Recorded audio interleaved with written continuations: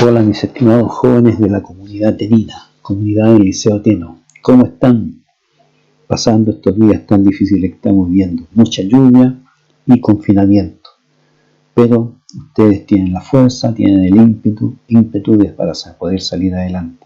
No tengo ninguna duda que van a salir exitosos de esta. Vamos todos a salir exitosos de esta. Muy bien. En el video anterior habíamos quedado con el estudio de las vanguardias literarias, ¿recuerdan? Y habíamos dejado para esta segunda entrega el tema del surrealismo. Habíamos quedado de conversar sobre el tema del surrealismo. Y de eso voy a tratar en este video.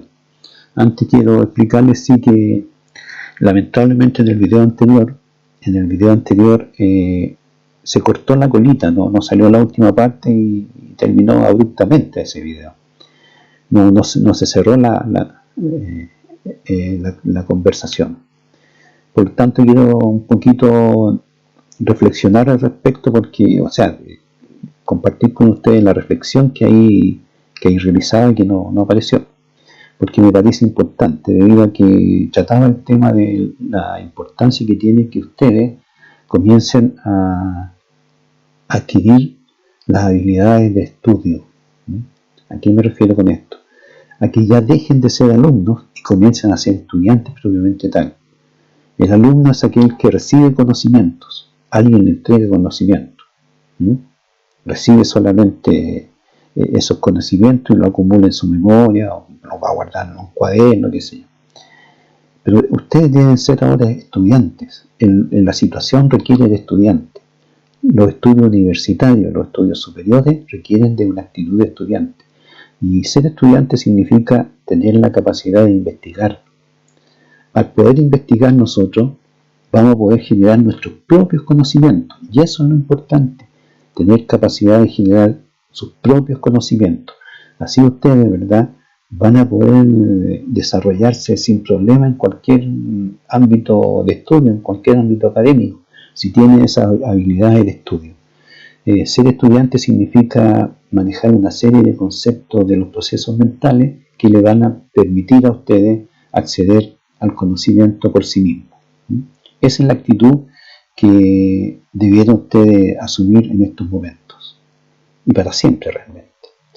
Ahora bien, yo tal vez más adelante pueda subir un video donde explique, ¿verdad?, o les muestre a ustedes cuáles son esas capacidades, cuáles son esas habilidades que tienen que tener para que puedan aplicar los procesos del pensamiento, ¿ya? Bien, pero por ahora, ¿verdad?, la investigación, la observación y la investigación los llevará a ustedes a generar sus propios conocimientos. Bien, vamos a comenzar entonces con el tema surrealismo, y para eso les voy a pedir que me acompañen a abordar un submarino amarillo que nos lleve a navegar por cielos plenos de estrellas multicolores. Porque el surrealismo requiere de mucha imaginación, requiere de cambiar el chip del pensamiento, del pensamiento lógico. En el surrealismo 2 más 2 no son más 2. ¿Ya? Comenzamos por eso. Bueno, estos conceptos surrealistas, ¿verdad?, yo los traté ya en las guías que les envié profundamente, por lo tanto no me voy a detener en conceptos teóricos propiamente tales.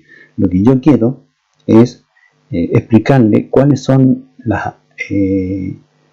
cómo ustedes pueden acceder a identificar una obra realista, cuáles son las herramientas que tienen que tener, ¿verdad?, para poder identificar cuando están frente a un texto surrealista, o a una pintura surrealista, o a música surrealista, o a una obra de teatro surrealista, o a cine surrealista, etc. ¿Ya? Eso es. En eso nos vamos a abocar ahora. Yo voy a saltarme muchas diapositivas. Estas son la presentación con la cual yo me apoyaba para tratar el surrealismo en clases normales. Pero como ahora la cosa es diferente, vamos a ver solamente algunas de estas diapositivas. Como siempre, explicar, ¿verdad?, que el concepto de surrealismo viene del francés y tiene dos raíces: sur y realisme. Significa sur, sobre o por encima, y realismo. Por lo tanto, esto ya el nombre lo indica, el surrealismo nos lleva más allá del realismo que generalmente consideramos que es eso, real. Lo primero que nos vamos a encontrar es que el realismo nos va a hacer cuestionar qué es la realidad, qué es esa realidad con la cual convivimos cotidianamente. Bien, estos conceptos, cuándo fue acuñado, quién lo acuñó, quién lo creó, este concepto, están todos en la guía, así que lo vamos a pasar nada más adelante. Es información nada más eso, ¿ya? Aquí me voy a detener porque aquí estamos en las dos fuentes, los dos sostenes en los cuales se afirma el surrealismo. ¿De dónde nace? Nace de varias fuentes, pero estas son las más importantes. Estas son las sustantivas. Sin esta fuente no habríamos tenido surrealismo. Los poetas surrealistas, los artistas surrealistas, los pintores surrealistas beben de estas dos fuentes, se alimentan de estas dos fuentes. El dadaísmo, que ya lo vimos, ¿verdad?, que proclamaba la libertad total en la creación, que proclamaba el absurdo como elemento primordial de la obra de arte, y que quería destruirlo todo. Quería quemar la biblioteca, destruir los museos, destruir la escultura, qué sé yo, todo lo anterior no servía. Tomaba esto como el arte como un juego prácticamente de niños, algo lúdico. Bien, los surrealistas fueron parte, la mayoría de este movimiento dadaísta, pero evolucionaron en el sentido que vieron que el dadaísmo precisamente tenía ese elemento destructivo que ellos no compartieron. Ellos no quisieron, no se adhirieron a la idea de destruir todo. No, querían un movimiento que fuera más positivo, que fuera un aporte a la sociedad, un aporte al desarrollo de la humanidad y del conocimiento del individuo mismo, en sí mismo.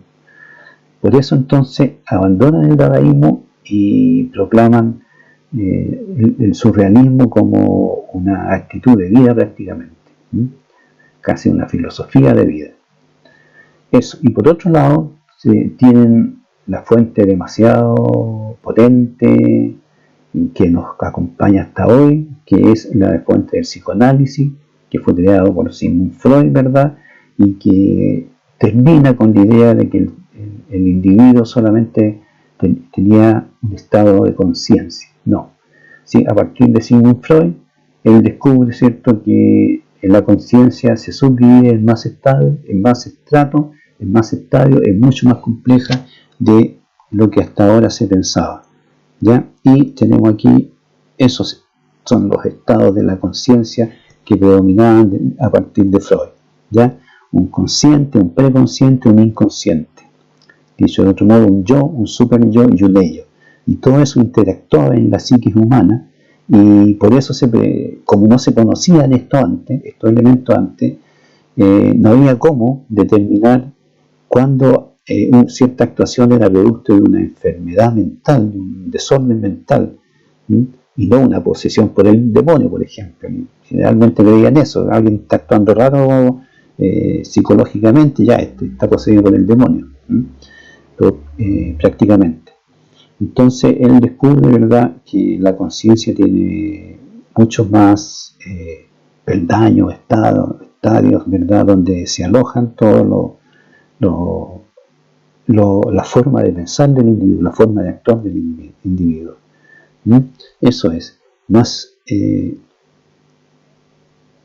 esto tiene mucha importancia, ¿verdad?, y a partir de aquí comienzan a crear los surrealistas su teoría. Hablan del ello, el yo y el super yo. Esto funciona de la siguiente manera. El yo es la parte, ¿verdad?, un poquito más cercana a la realidad, con la cual enfrentamos la realidad nosotros cotidianamente. El ello es a donde nosotros mandamos todos nuestros instintos salvajes o pulsiones sexuales específicamente, que moralmente no las podemos dar a conocer ni las podemos desarrollar. Las reprimimos y las mandamos al ello. Ahí se almacenan todas esas pulsiones sexuales e instintos salvajes. Y el super yo es una especie de policía de la conciencia que impide que esas pulsiones, esos instintos salvajes, afloren, salgan en nuestra actuación. El super yo está construido por toda la educación, por todas las normas morales que nos impone la sociedad, ¿ya? Y ese se preocupa de que nosotros siempre actuemos en forma correcta. Bien, esa es la teoría muy simplemente explicada que postula Sigmund Freud. No estamos en una clase de psicología, así que sigamos adelante. Estamos en una clase de literatura. Ya, vamos a seguir ahí. Aquí hay más sobre el psicoanálisis. Aquí estamos con las características del surrealismo, características que también ya están explicadas, ¿verdad?, en las guías que le mandé. Así que voy a comentar simplemente las más importantes. De que es un movimiento revolucionario, ya está claro, ¿verdad?, romper con todo lo anterior, ¿cierto?, y buscar nuevos caminos, explorar nuevos caminos. Me salté, no señor, más atrás, pues vamos atrás, aquí estamos. Expresa el deseo de acceder a una realidad superior, más cercana al funcionamiento real del pensamiento. Eso es lo que buscan los surrealistas, acceder a esa interioridad, dar a conocer lo que hay en el subconsciente, en el inconsciente, lo que está en el ello, ¿ya? Eso es lo que buscan a través de sus obras de arte los surrealistas. Por eso son complejas, son abstractas, son irreales. ¿Por qué? Porque exploran el interior del individuo. Explora, dice, las fuerzas interiores del ser humano a través de los sueños. Claro, exactamente. Estos tres temas son súper importantes en la concepción estética del surrealismo. Los sueños, van a ver ustedes en las pinturas, ¿verdad?, que son oníricas, las poesías también siempre están tratando el tema de los sueños, ¿ya? ¿Por qué? Porque ahí, en los sueños, el ello trata de sacar todo aquello que tiene oculto. Trata de que salga, afloren todos sus instintos salvajes que tenemos, que salgan a la conciencia, ¿ya? Que se apoderen de la conciencia. Pero el ello sigue despierto, el ello no duerme, sigue despierto y los detiene. Y el ello los vuelve a lanzar, pero simbólicamente, ¿ya? Oculto, disfrazado, para engañar al super yo. Así usted tiene sueños extraños, sueños que no se explica por qué miércoles estoy soñando esto. Generalmente sueño que voy por un desierto, caminando solo, ¿verdad? Me encuentro con flores y me empiezo a comer las flores. ¿Qué miércoles significa eso? Acude a un psicólogo, un psicoanalista y le dice, bueno, lo que pasa es que tenemos que descubrir qué significan las flores, qué simbolizan las flores. ¿Alguna mujer, algún amor perdido?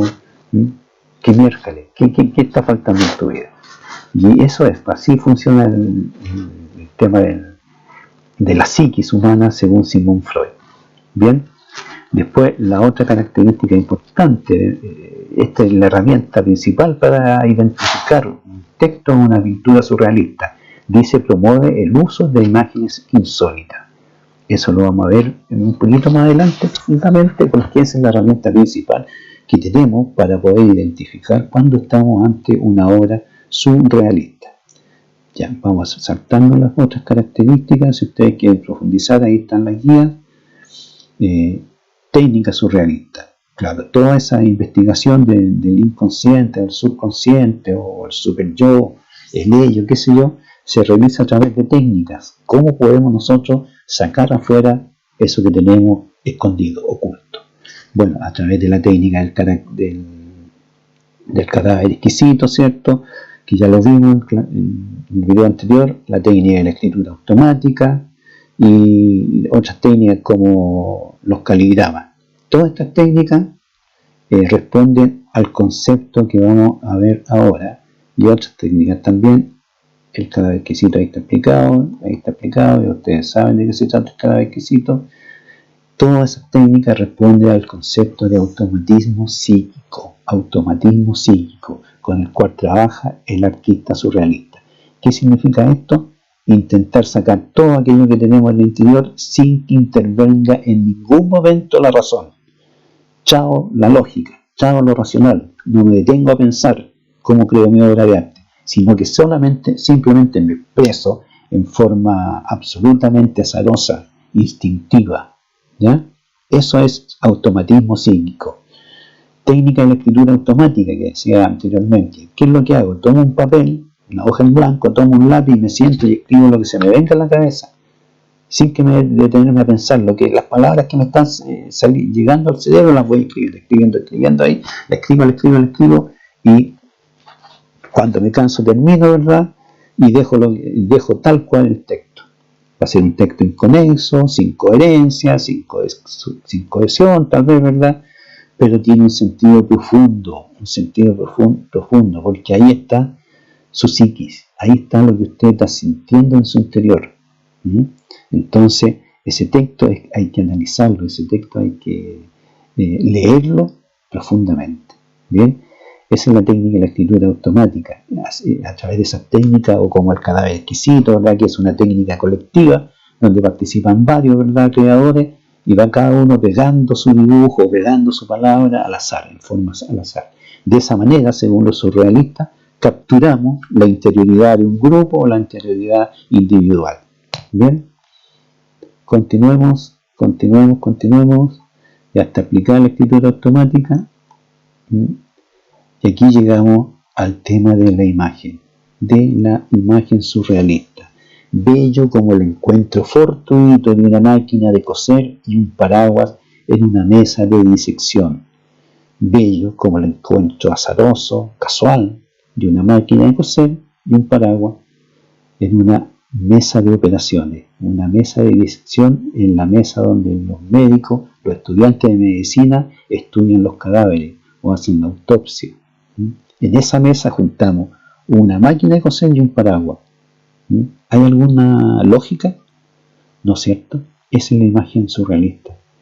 Consiste en unir conceptos que no tienen ninguna relación entre sí, los unimos y los ubicamos en un contexto, en un lugar que tampoco no tiene nada que ver con esos elementos. Y así constituimos una imagen que no existe en la realidad, pero que tiene un profundo contenido estético, poético, artístico.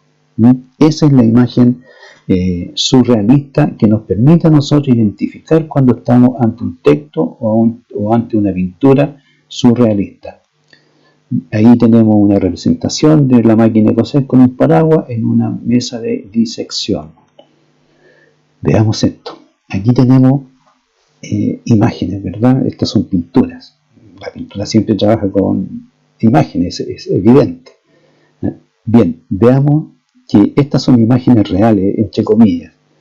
Son imágenes del periodo impresionista, no expresionista, que es el que tratamos en el video anterior. Esto es impresionismo.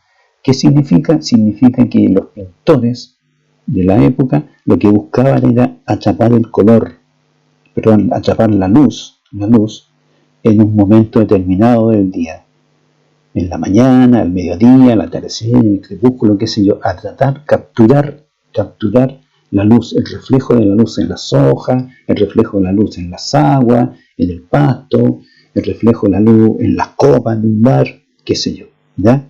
Pero era capturar la luz en un determinado momento. Por eso es que los pintores impresionistas se veían pintando al aire libre, andaban con sus caballetes, sus atriles, sus pinturas, sus telares, ¿cierto? Y pintaban ahí al aire libre frente a la gente, porque lo que ellos querían era capturar un instante preciso, ¿ya? Bueno, estas son imágenes absolutamente, ¿verdad? No imágenes absolutamente, sino que supuestamente realistas, ¿cierto? Capturan ese momento de una realidad.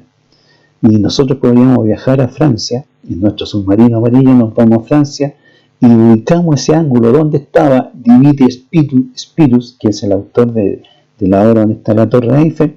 Podemos ubicarnos en un ángulo, vamos a ver y vamos a decir, mira, aquí se ubicó Dimitri para pintar esta obra. O en su efecto nos vamos al Moulin Rouge, que también está en París, Francia, nos metemos en ese cabaret, entramos al cabaret y nos ubicamos en el lugar preciso donde estaba Toulouse-Lautrec para pintar su obra, bien, inauguración del Moulin Rouge. ¿De acuerdo? Pero podríamos ir, ¿a dónde vamos a encontrar esto? ¿En qué lugar podemos encontrar esta imagen? El nacimiento del hombre nuevo de Salvador Dalí. ¿Dónde lo vamos a encontrar? En ninguna parte. No existe. Lo encontramos solamente en la poesía y en el arte surrealista. Ahí viven, ahí hay existencia para este tipo de imágenes. ¿Dónde vamos a encontrar alguna de esas imágenes?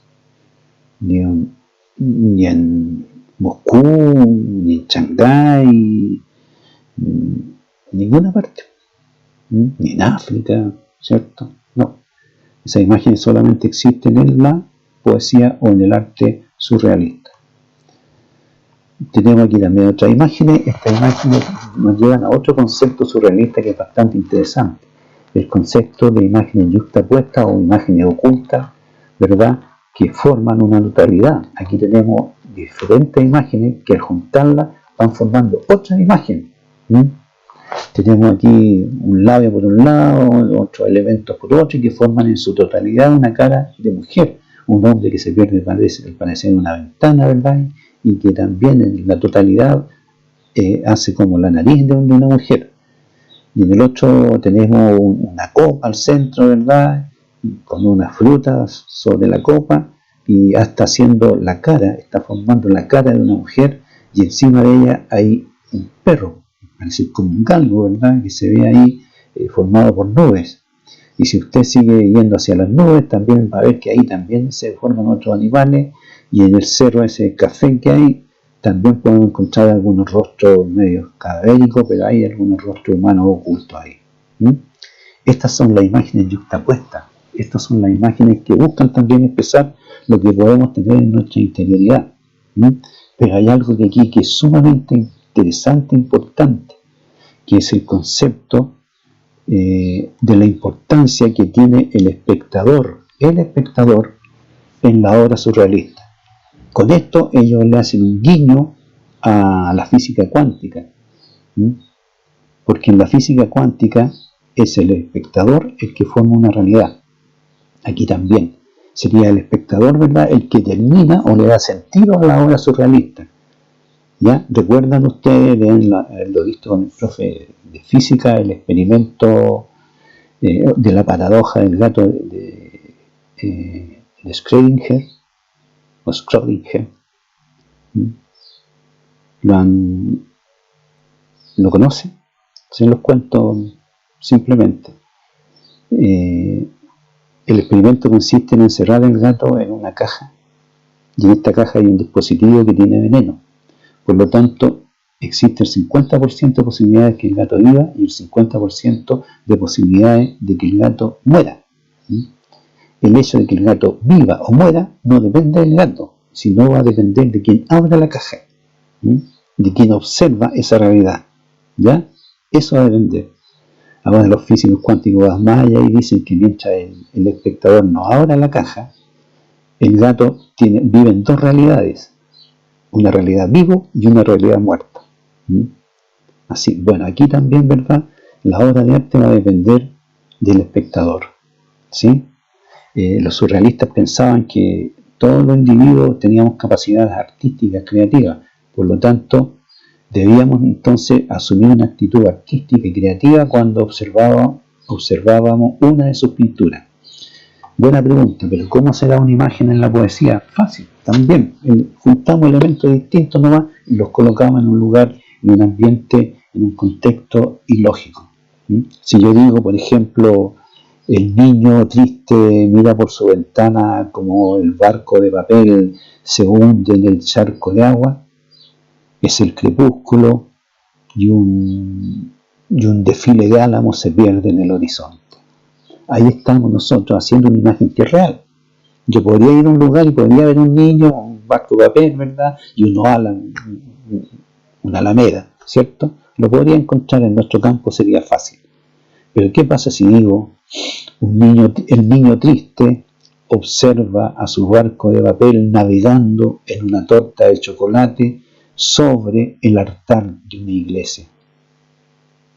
¿Qué pasa ahí? Ahí cambia la cosa, ¿verdad?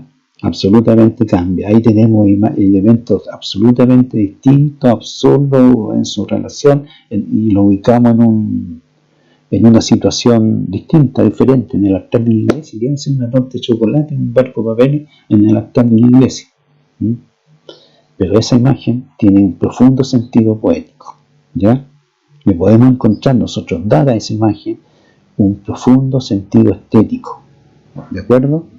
Esa es la imagen también como se da en poesía, y se da mucho, incluso hasta el día de hoy. Si la imagen poética en el texto poético, valga la redundancia, es lo que le da fuerza al poema. La metáfora y la imagen hacen que un poema sea de calidad. Bien, ya hablamos, aquí yo tengo este torpeo, ya hablamos del espectador como agente creativo. Y la paradoja de Schrödinger, ya hablamos, y el nexo con el jazz. Bien, el nexo con el jazz. Claro, lo surrealista se da también en la música, y sobre todo en el jazz. Como el jazz es improvisación, ¿cierto? Es decir, creación instantánea sin detenerse a pensar, a razonar. Para ellos, el jazz era absolutamente surrealista. El jazz nace antes que el surrealismo, sí, ¿saben? Muy anterior, pero ellos lo adoptan como una música prácticamente surrealista, creada por ellos. Ahora, aquí hay algo que es bastante complejo explicar, pero lo voy a explicar. Apelo al criterio de ustedes, ¿verdad? Al buen criterio de ustedes. Ocurre que en la búsqueda de ese interior, en una primera instancia, los surrealistas acudieron mucho a sustancias psicotrópicas. Incluso Sigmund Freud acudió mucho a sustancias psicotrópicas que le permitían acceder a esa interioridad, a ese inconsciente, a ese subconsciente, ¿ya? Experimentaron demasiado con eso. Ustedes ven películas de surrealismo y van a ver que siempre está presente las sustancias prohibidas, ¿bien? Fue famosa para los surrealistas, casi una bebida surrealista, la famosa absenta, que es un licor que se bebía en Francia y que fue prohibida porque era muy peligrosa. Usaron mucho los surrealistas y la llamaban el hada verde, porque era mágica. Pero en realidad no ese es el camino para acceder al subconsciente. No ese es el camino para acceder a nuestra interioridad, porque ese camino lleva más a problemas biológicos, a problemas que pueden terminar hasta en la muerte, ¿verdad? Y no así como lo es la meditación. Ese es el camino para acceder al subconsciente. A través de la meditación, ¿verdad?, nosotros vamos a llegar ligerito a conocer nuestra interioridad, ¿ya? Así que si ustedes quieren experimentar para llegar al subconsciente a través del arte, cero problema.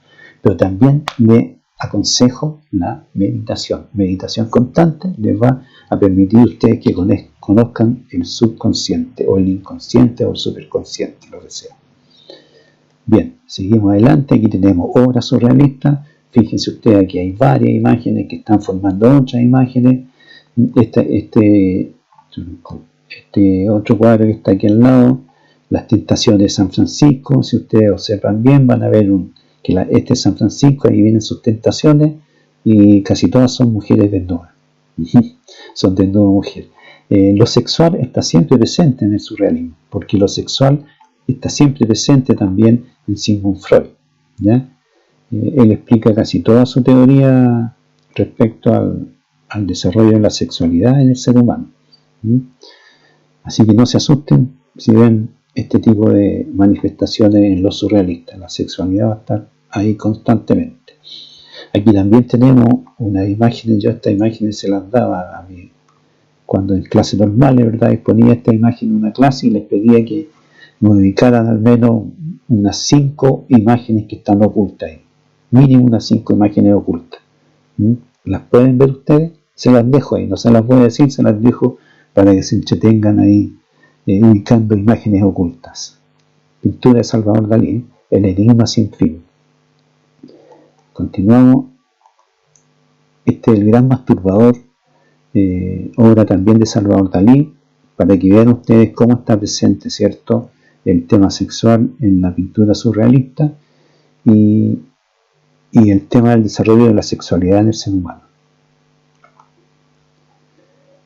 Estas son otras técnicas, la chistera mago, el caligrama ya lo conocen, la chistera mago, que es una especie de cadáver exquisito también, que significa o consiste en tomar un sombrero de mago, estos sombreros de copa grande, ¿verdad?, donde los magos sacan un conejo a veces. Bueno, tomaban esos sombreros, echaban papeles, recortaban papeles de diarios, de revistas, lo echaban adentro del sombrero y después lo iban sacando al azar, y lo iban pegando en una hoja, y ese azar, ¿verdad?, esa captura del azar capturaba la interioridad de los poetas, entre comillas.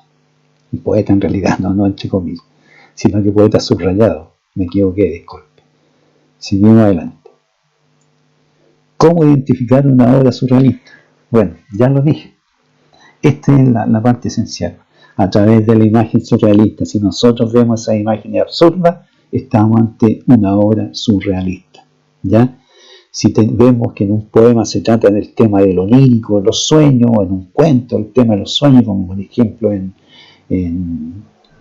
los cuentos de Cortázar, o de Jorge Luis Borges, está siempre presente el tema de onírico. Entonces vamos a estar ante una obra surrealista.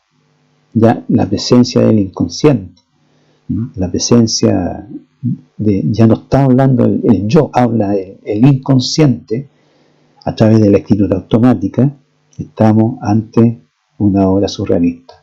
Cuando vemos la presencia de lo absurdo y lo irreal, estamos ante la presencia de una obra surrealista.